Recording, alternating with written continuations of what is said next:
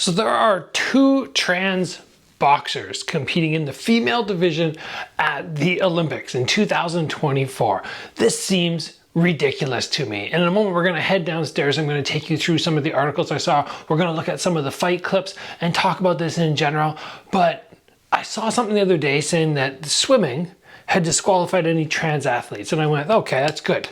That's really good because, and especially for fighting, there is an advantage for a man competing.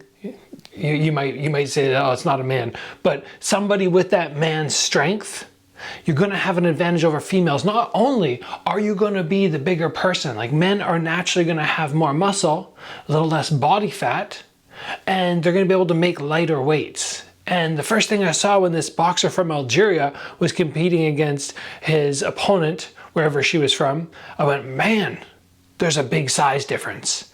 And damage is something which should be completely recognized and acknowledged in boxing.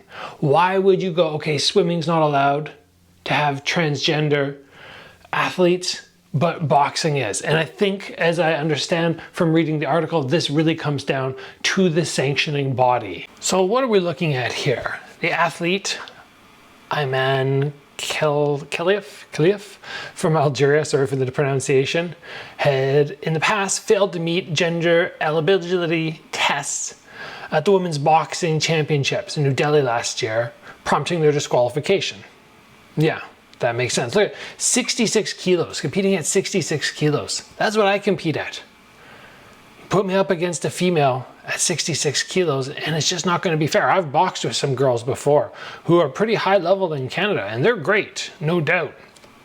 And there are boxers like Shields, who's just a beast. Like I know boxing her would be a hard fight for me.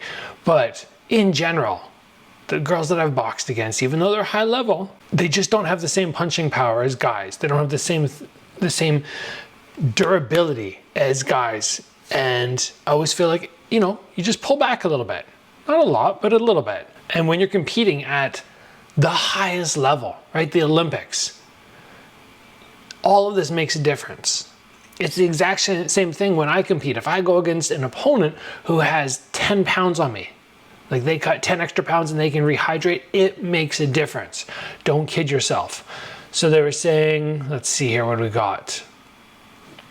Both these athletes have competed as women, and there's no indication that either identifies as transgender or intersex. Following last year getting disqualified, the athlete from Algeria said, TV did not want Algeria to win a gold medal. It's a big conspiracy, We'll not be silent about it. Well, how about you go and compete in the guys division? See if you feel that's fair. If you don't, think about how the females in your division are feeling right now. They're probably thinking this is not fair. So here's what we were talking about. The IOC no longer recognizes the IBA as the governing body over the Olympic boxing. And this has been an issue over the last little bit. The governing body was not doing apparently a good job. And now they've changed it up. We have a new sanctioning body. And yeah, for some reason they've decided to let this happen. I don't see how it should be allowed to happen. And let's take a look at this athlete. So much taller. This is not at the Olympics. This is something else. Gold belt series in 2022. Size difference.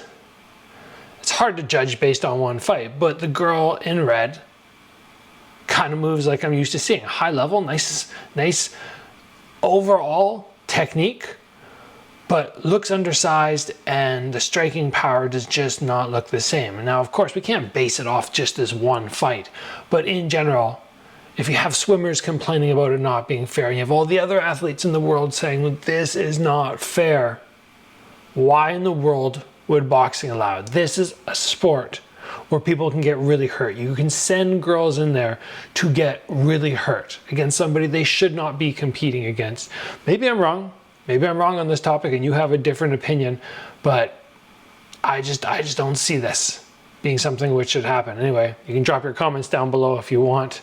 I probably won't read them this time around because honestly, I'm just not getting into a debate with people. I have my opinion. I'm not going to change my opinion because I know safety in fight sports. I've had lots of fights. I've seen lots of people get hurt, and I know what's fair and I know what's not fair. There's lots of sketchy stuff that happens in fighting. We don't need this to just, you know, push it over the edge. Anyway, that's all for me. Signing off. I'll see you guys back here soon for another video.